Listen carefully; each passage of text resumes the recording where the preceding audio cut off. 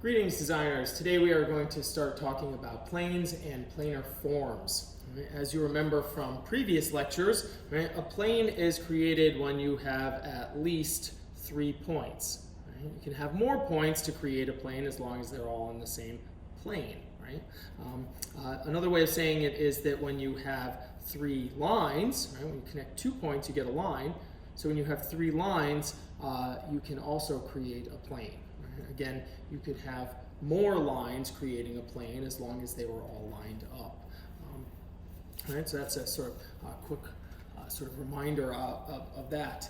Planar forms or planar materials, I should say, come in a whole wide variety. Everything from sheets of plywood to Bristol board, like we'll be working with on our project today. That'll be the material that we're going to be using, to sheet metal, and all sorts of things in between. Although there are all sorts of different materials and how you might join them together might be different, how you work with planes and how we think about working with planes is pretty much the same. Whether we're building a house, whether we're building some cabinets or a sculpture, whether we're building 3D forms in the computer. A lot of 3D forms on the computer are all series of little tiny planes. And how many of you have determines what something will look like. So that's a little bit of there's a whole bunch that we'll go into on that. But what I'm going to do is I'm going to start you off on a very simple project. This is the Obelisk. This is my Obelisk that I've designed, and although it is not the only way to make an obelisk, it is also not the simplest way to make an obelisk. Similar to my wire sphere that you guys did, this is an obelisk that's designed to show you a whole bunch of different ways to work with planar forms. Now, one of the things that's interesting about different materials is that every material is going to be stuck together, adhered together in different ways. So if you're working with sheet metal, you're going to weld the steel together.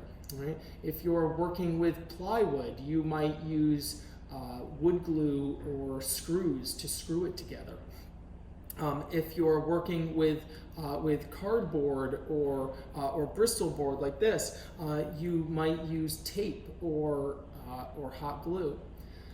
But in all of those different ways of adhering a different material together, you can also do it without any adhesive of any type. And that's sort of what we're going to be working with here. So I'm going to show you a way of making this obelisk form, not using no glue, using no tape, no welders, because it's a paper product, so we don't want to do that.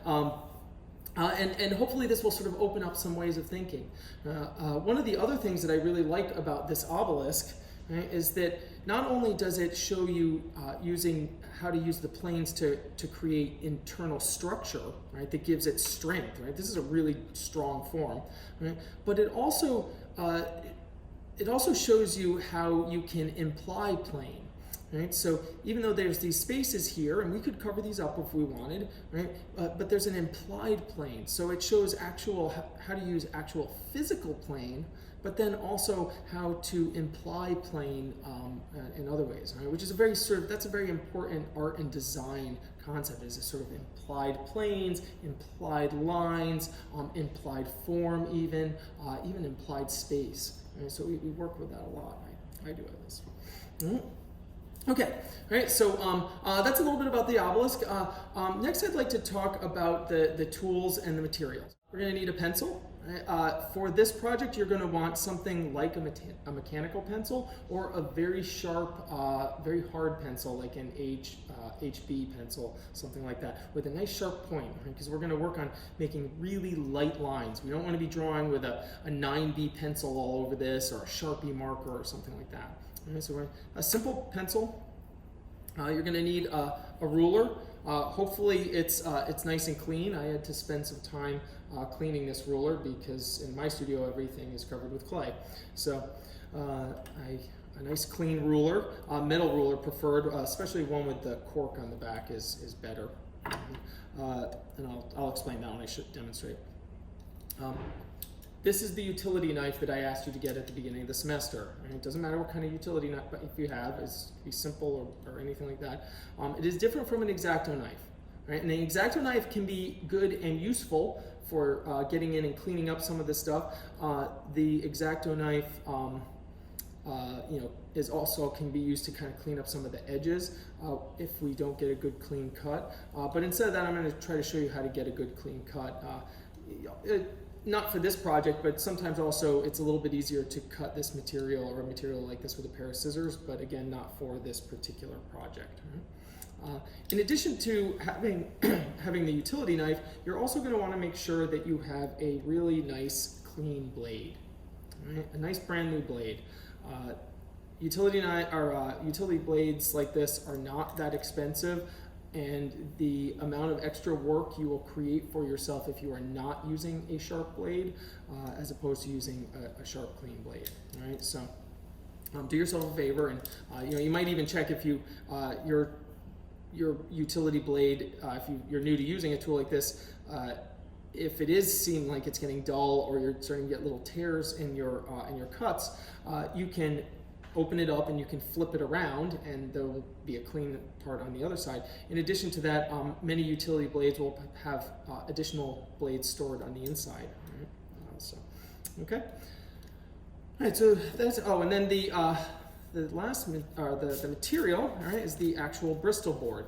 All right, so this is, sometimes it's called Bristol board. If you go to an art supply store, you might ask for a mat board. I usually go to the picture framing section, and you can ask for a mat board. So this is the same material that you would use to mat a picture.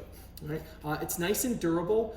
The exact thickness of it is a little bit different, with different brands. So, but the thickness will be important, and we'll talk about it. But you do want something that's nice and thick. If you're trying to do this with something that's like a piece of paper, it's just not going to work. Right? That's not the right material. Right? So something like that. Okay. And then I guess the last thing you'll need is this. This is Eric's Obelisk Fun Pack. Right? This is a quick sort of hand-drawn, and there's a reason for that I'll explain in a little bit. Quick hand-drawn diagram of the various pieces that you'll use, and you can download that up here. Okay? You should be able to download that up here. Okay. All right. So let's jump in with this. All right. So we'll get back to why I hand drew it in a minute. I want to demonstrate a little bit some of the cutting. Okay, so I'm going to move my obelisk over here.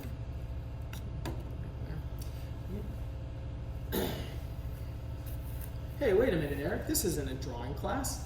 No, it's not. But I know that most of you are probably in a drawing class of some type, or if you're an art kid and watching a planar form project, you probably have a drawing pad. Right? One of the things about the utility knife is that we want to protect the very tip of the. Right? We want to protect the very tip of the utility knife. Right? When you make cuts, if I make a cut here like this and it doesn't go all the way through, right? Students are going to want to do this and they're going to tear that. So look at how I just sort of tore that edge and how that's a really crummy edge, as opposed to, right?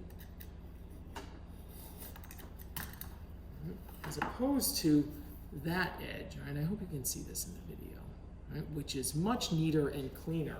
Now, one of the reasons why that's neater and cleaner is because I'm actually cutting a little bit higher up on the blade.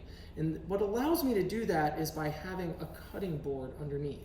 Now, some of you might know that you can go to an art supply store or a fabric store and you can get a foam mat that goes underneath. But for most art kids, just simply using the back of your drawing pad is going to be the best answer for that, right? Because this is a nice surface. You can see that I've been cutting on the back of this. Right? So that's a nice kind of cheap, easy one that you can have at home. If you have a nice sort of foam cutting surface, you can use that. But actually, the hardness of this, I feel, works a little bit better. Right? So when we make a cut, right, when we make a cut, we're going to always want to push down hard enough. Right? We're going to want to push down hard enough that that the tip is going all the way through and is actually cutting into the cutting board surface. That way that you're a half a millimeter up on a nice sort of sharp part of your blade. Right? The number one way to destroy your projects is to destroy your knife. Right? And so if you were to be cutting on this surface here, or even something that was harder than that, and dragging the surface of the tip of your knife across that, you're basically just dulling that edge, right? And then you're trying to make cuts with that. Right? When we cut, right, we're always going to want to cut away from. So let me say, let's pretend that I want to make this cut. All right, so I'm going to draw a little line there so we can see that. Right? So I'm drawing a little line there, right? Right? This section here, right? I want to do this line, right? This section here is the section that I want to keep, and this section here is the section that I want to get rid of. Okay? So when you make a cut, you always want to cut away from that surface. So what I'm doing is I'm putting my edge here, so my knife is going here. And the reason for that is that if I'm cutting, right, and I accidentally lose it a little bit, the piece that I want is still good. All right, so then I can go back and I can lay my ruler on that line again, right, and I can come back in and make that cut a second time. Okay? All right? So here's a good example. So look at this. Right, so here, so you can see that I didn't fully cut that edge right there. Oops, sorry. I didn't fully cut that edge right there. Now, the average art kid is going to want to just grab that and just tear that and pull that away, right? But what we really want to do is we want to go back in, right, and we want to cut that again. And we won't allow the blade to do that. All right. Right, so avoid that sort of that. Every once in a while that happens. You don't get all the way through everywhere. Avoid that desire to just sort of tear that surface off. I think I might have mentioned this once before, but I'll just sort of say it again. When you cut, you always want to try to use as much of your weight as possible. Right? So if you're sitting in a chair like this, right, and you're trying to cut like this, you're never going to get a good clean cut. Right? When we cut, we want to stand over. We want to push down with our thumb, our fingers, and hold the ruler down as strong as we can. And then we want to see how my weight is down, right? My weight is down. Run that along, and look at that perfect cut every single time. Okay. All right, and so you might, before you start, and this is a project that's designed to teach skills, right? So if you've never done anything like this before, you might want to cut a little bit of extra mat board off the corner and try making a few practice cuts, right? Or with some of the excess, right? So this project is this is all the material, right? There's some extra space up here in the top, right, where I just put some funny letters, right? So maybe you want to make a few practice cuts in advance of that, right? So this whole project is designed to be done from an 8.5 by 11 piece of paper, right? So if you print this PDF out, right? If you print this PDF out, you on an 8.5 by 11 piece of paper, that's how much material you actually need. Right, so you can see here, I've cut out 8.5 by 11 of the mat board to get started. Right. Let me clean up my mess a little bit here. Right. I want to get all this stuff over here. Off to the side. All right, let's sort of jump in. Okay. So, as I said, this project is designed. It's a problem-solving exercise for you. So it's to get you thinking about planes and planar forms and creating form using planes. It's also to get you to start thinking like a fabricator, right? So it is intentionally hand-drawn on my piece of paper here. Right, so you can't print this out and then just lay this across and cut all the pieces out. Right? I've been intentionally sort of wiggly with my lines. right? If I wanted to, if I were to use my ruler the way I'm going to do it on here, and do that whole thing, you could just lay that across your map board and cut out all the pieces and assemble it, and it would take you a few minutes, right? And that's what a fabricator would do, right? So, but we're not training to be fabricators, right? We're training to be designers, right? And there's a big difference there, right? To be a designer of something, you have to know how to fabricate, but to fabricate something, you don't need to know how to design. Right, so we want to be able to do both of those two things. Right? So I'm giving you some numbers on this sheet. Right? So as you can see, I'm telling you that the obelisk is 8 inches tall. Right? I'm telling you that the base is 3 inches. Right? I'm telling you that the top, however, is only 2 inches. Right? So that's what gives us this nice tapering form. Right? And you don't want your obelisk to be leaning. Right? This is supposed to be in a symmetrical form, right? Which means that the distance from here to here is the same as the distance from here to here, and therefore also the distance from here to here and here to here. Right? Right? So, so it's 8 inches tall. Right? It's 3 inches at the bottom, right? And then, but it's only 2 inches at the top. Right? So I'm going to start laying some of that out. Right? Now, one of the things that you want to do is you want to make sure that your form has a nice 90-degree, that what you're starting with has a 90-degree edge. Right? So you're going to need to find a 90-degree edge.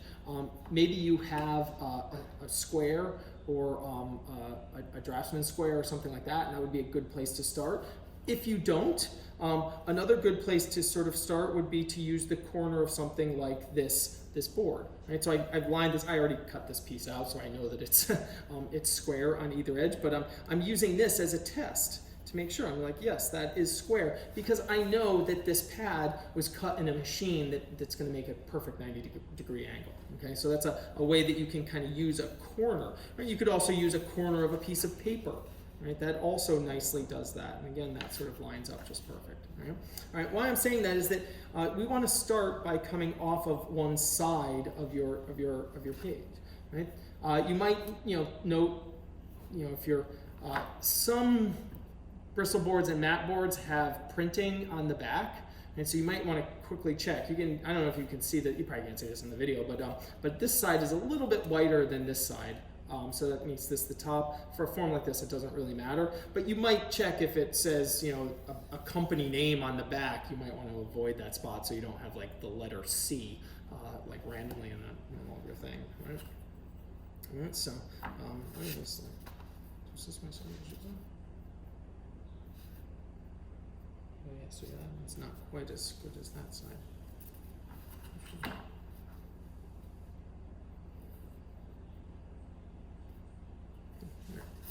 Okay, so I'm going to start by cutting one of these, bringing one of these. Now, I'm not going to start, so I know my bottom is 3 inches, right? But I'm going to go a little bit farther over, right?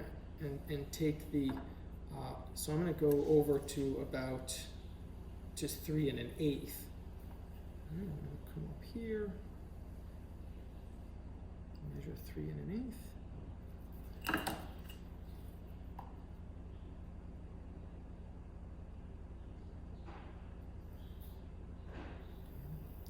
Draw that line. I'm not sure even how well you'll be able to see that, but look how light that line is. I barely want that line. If you are using, if you're too heavy-handed with that, you're going to end up making a big mess, and you're going to get graphite all over the place. And it's really just a case of using the right pencil. There's a reason why there are lots of different pencils. It's not like a one size fits all on that kind of stuff. All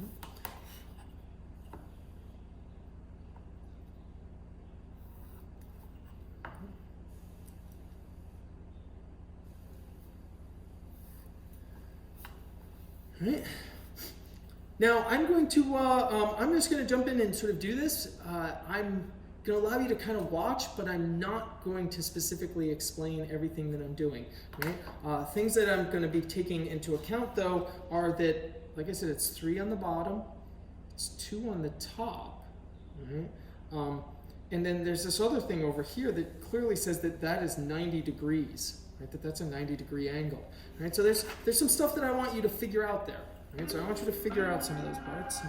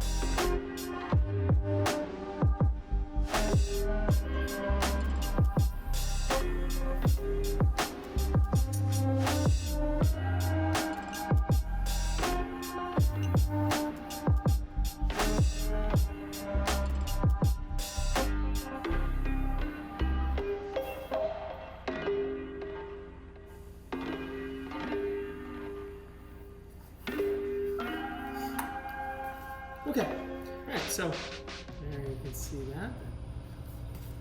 There. All right, so demonstrating again, as I said before, right? I want to cut this off, right? So I'm going to put my ruler down here like this, and I'm going to protect my piece, right? And I'm going to cut off the outside edge. I'm pressing down hard. All the way through.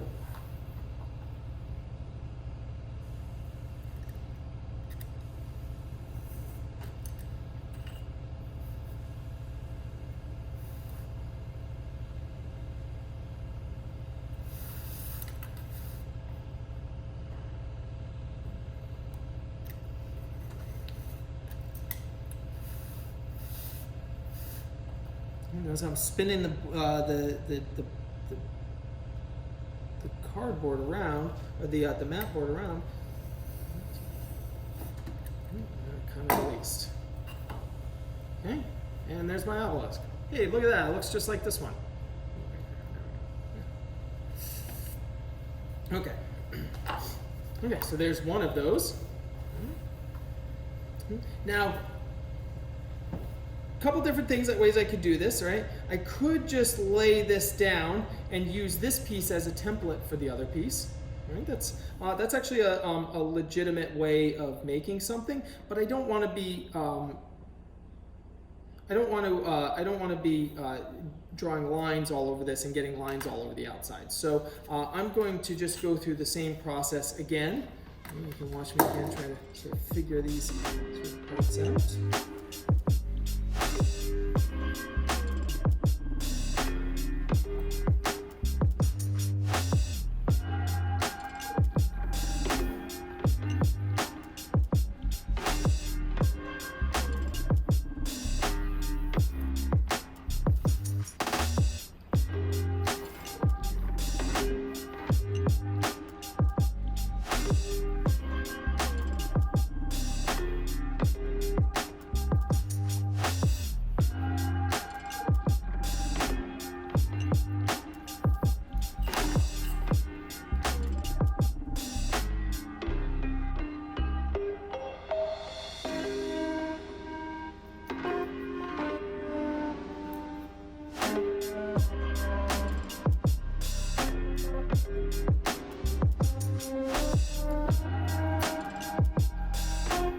So not always, but a lot of times when I measure, if you have a ruler that is older, and has maybe gotten a little bit beat up on the edge.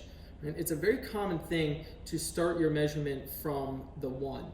Right? So let's say that you want 3 inches. What you do is you start at 1 and you go from 1 to 4. Right? That gives you the same inches, but just like the knife blade, right? You don't have to worry about the edge being a little bit messed up or something like that. Right? So well, that's a pretty common thing. You can guess that in fabrication shops, probably the number one measurement that something might be off is an inch, because somebody tries to do or is doing that and then forgets that they're at it, so they end up, instead of having 3 inches, they end up with only 2 inches. Right, so, but that's a good technique if you're to be a little bit more precise when it's time to be more precise. Very light center line. There's a center line. And look at that. That's a concept that when we were talking about the wire heads, when we were talking about sculpting the face, when we were talking about the pepper, we're talking about all those kind of things. That idea of a center line is constantly kind of coming up in a number of different areas. And whether we're talking about drawing or sculpting, or if you're talking about something like ZBrush, one of the really great things about a program like ZBrush is that that it maintains the center. Right? There's, the whole sort of idea of symmetry, right, when you're working with a digital program, that the symmetry feature, right, basically the computer is just maintaining a center line for you. Right? That's what it's doing. Right? So you always know where that is. If you're making the form yourself out of nothing, though, right, you have to be responsible for that. So we're going to want to put a center line in. And that way we're measuring from the center out rather than from the outside in.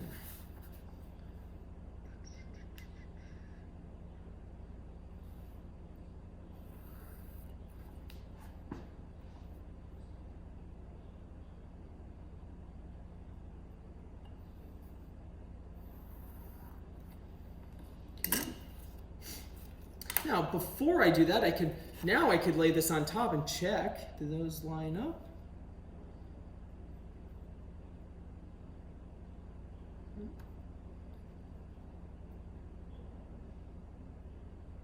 Actually, this one is there's a little bit of extra on the bottom there. I might actually trim that. We'll do that in a minute.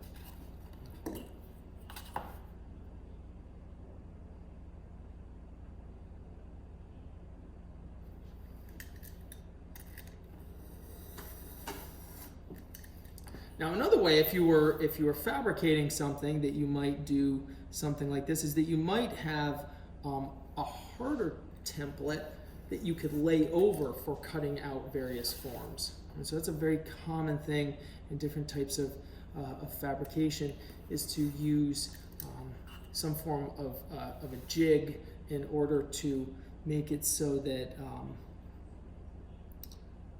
so you're just basically running a tool around the edge, and you get perfect cut out parts every single time.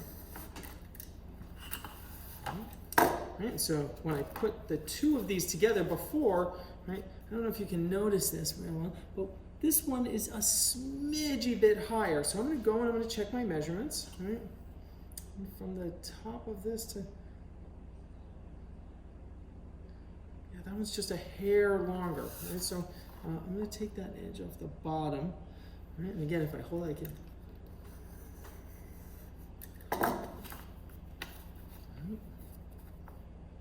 Oh, look at that! That's perfect. That is perfect. Okay. So how are we going to get these guys to stand up, right?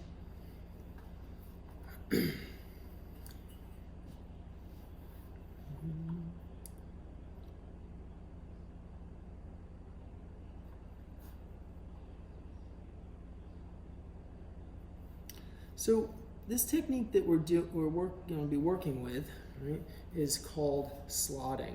Right? And you've seen this before if you've ever worked at a restaurant where you have little cardboard things stuck on tables, right?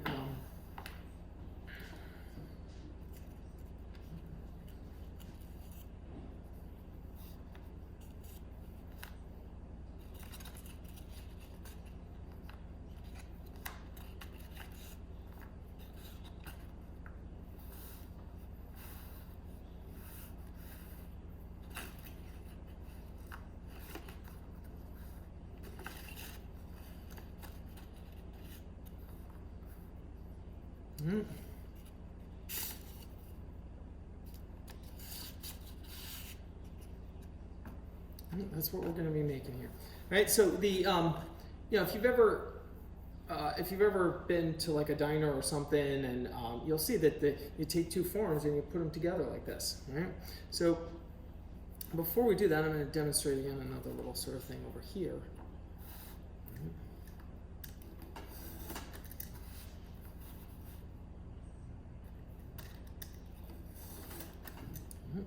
So is all you have to do is cut a slot in one. And so you cut like this, right? So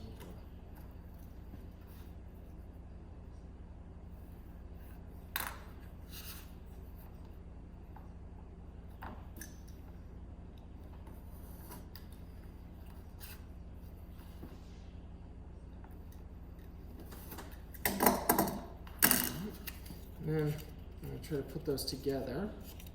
All right, so I cut two little slots in there. You can kind of wedge them together, right? And they stand perfect, right? And does that look perfect? No, it doesn't, and it won't. Now look at these, right? These sit at a perfect 90-degree angle. Now what's the difference? Right? If you can notice, right, there's a thickness that's cut out. What does that thickness need to be? Well, it's not a specific number, it's the thickness of this piece. Right? So this needs to be the exact thickness of that. Right? And we want to be as exact as possible. Now, you know, we're not going to get out a micrometer and measure this distance, right? But what we are going to do, right, is we're going to use a piece of the Bristol board, right, as a measure. And so I'm going to put that right on that line.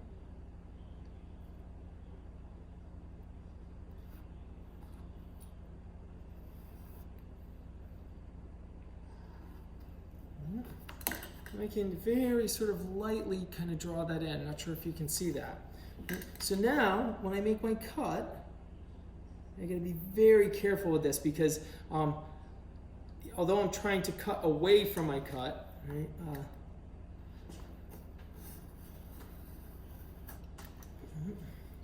it's very easy for me to slip on this. Right? Right, slipping is bad because of your, you know, you don't want to damage your project. But at the same time, we don't want to hurt ourselves, right? You want to be very careful. This is a very sharp knife, right? And you can, right? So, so I cut two sides, and then what I'm going to do is I use the knife. So if you notice, it's flat. Right? It's flat right here, which means that on that front edge we can kind of come down, and you can go along and you can kind of just make sure that you penetrate through all the little corner bits, right? And if we do that right, then that piece should just slot right out. Right? And then we can check that thickness. Right? That fits in there nicely. Right? So then on the other one, right? On the other one, we're going to come down. How far down? There is a very logical number that you should be able to figure out in terms of how far down that should be.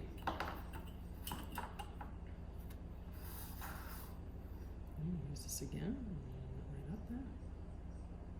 I'm trying my best to put that right on that line.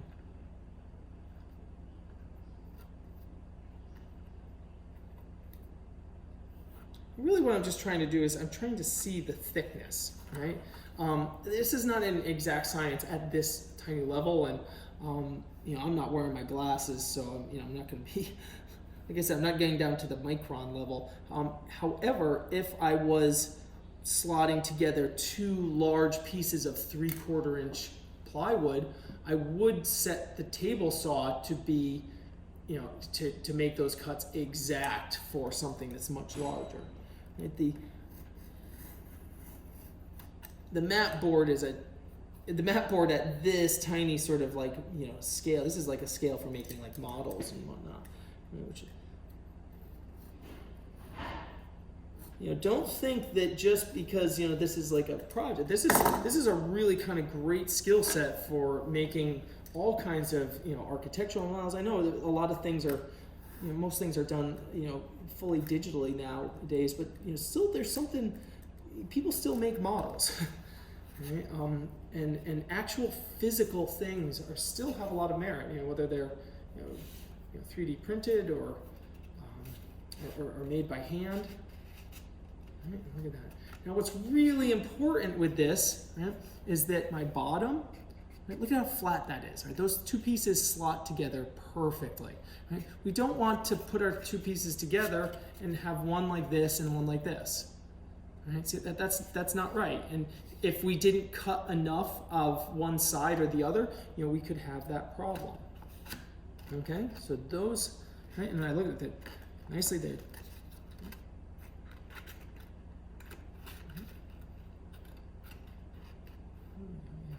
That's good.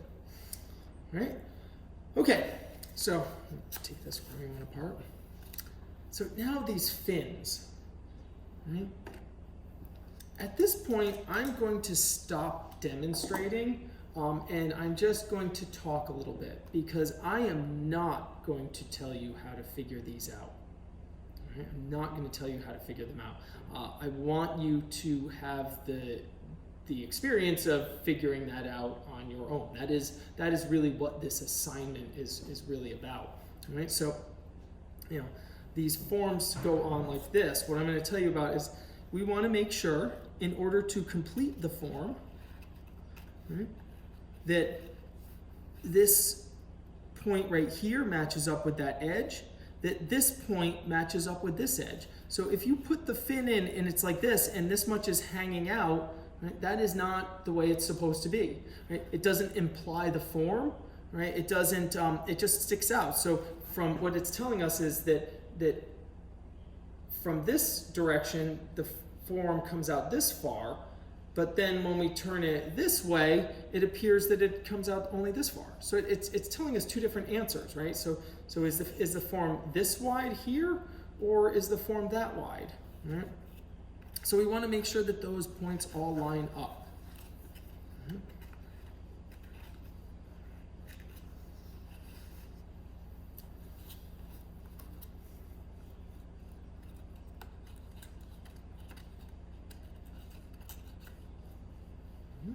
You notice this is the same distance from here to here as this is from here to here. However, this distance is a different distance because I made a design decision. Right? I actually believe that having this one be a little bit lower weights the form better and makes it seem more grounded.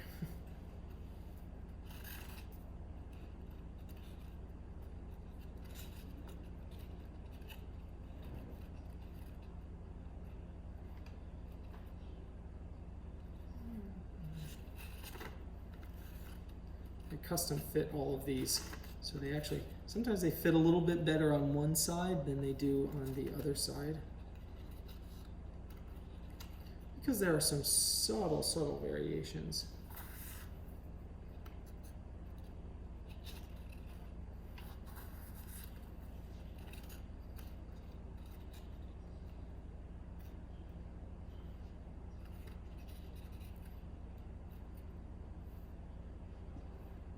Okay.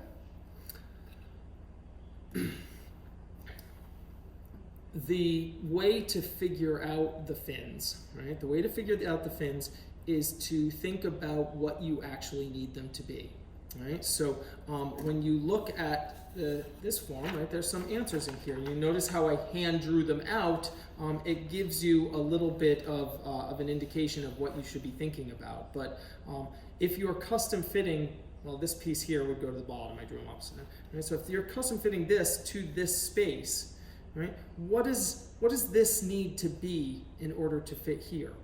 Right? You can't go to my piece of paper and measure it and say, oh, it's this amount. Right? It's not this. Right? The answer is in this part. Okay? So that's all I have to say about making an obelisk. I hope you enjoy doing this project, and I look forward to seeing them.